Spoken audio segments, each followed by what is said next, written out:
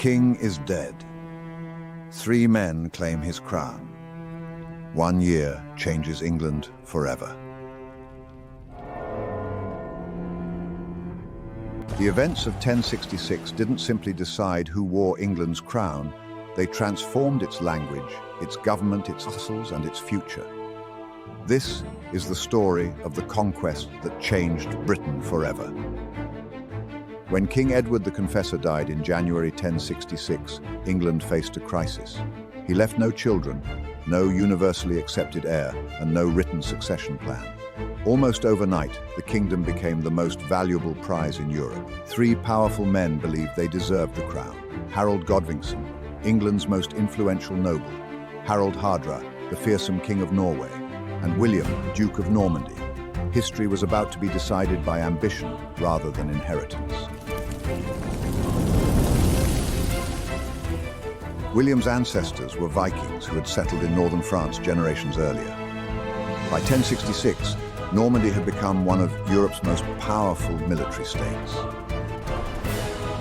William didn't need certainty, he needed an army. William claimed that Edward had promised him England's throne years before.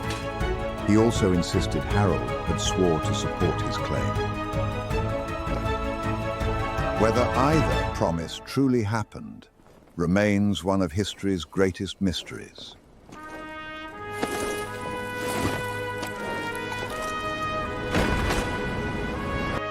England's nightmare arrived from 2 directions. First came Harald Hardrada's Viking invasion. Harald marched nearly 190 miles in just a few days to meet him.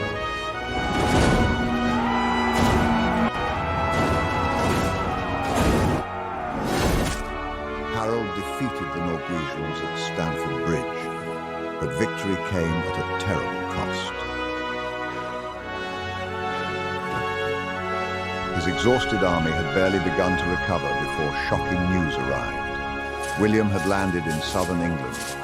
Harold turned his army south and marched the length of England again. Few medieval armies had ever endured such a campaign. On October the 14th, 1066, the fate of England was decided on a hill near Hastings. The English held the high ground behind an almost unbreakable shield wall.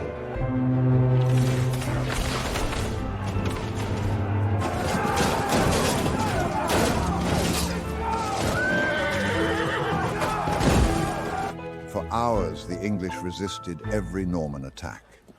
At one point, panic swept through William's army after rumors spread that he had been killed.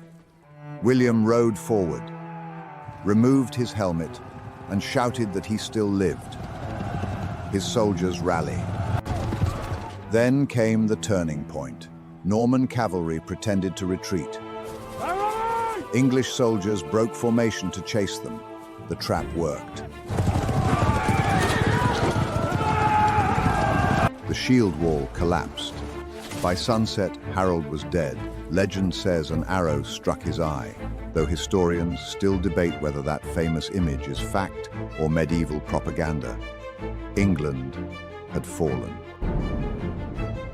On Christmas Day, 1066, William was crowned King of England.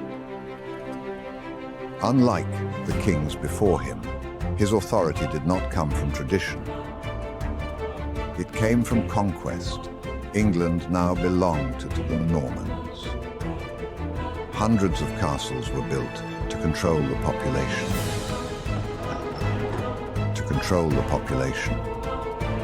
Nearly every English noble lost their land to Norman lords.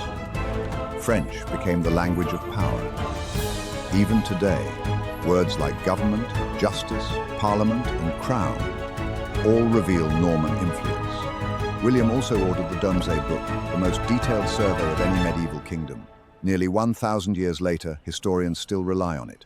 One battle ended Anglo-Saxon England. The conquest of 1066 reshaped Britain's monarchy, language, and laws forever. But William proved something dangerous, that a crown could be taken by force. And once kings learned that lesson, history would repeat it. Next time on Crown's Power and Survival, kings would claim that God himself had chosen them to rule. Subscribe to follow the next chapter.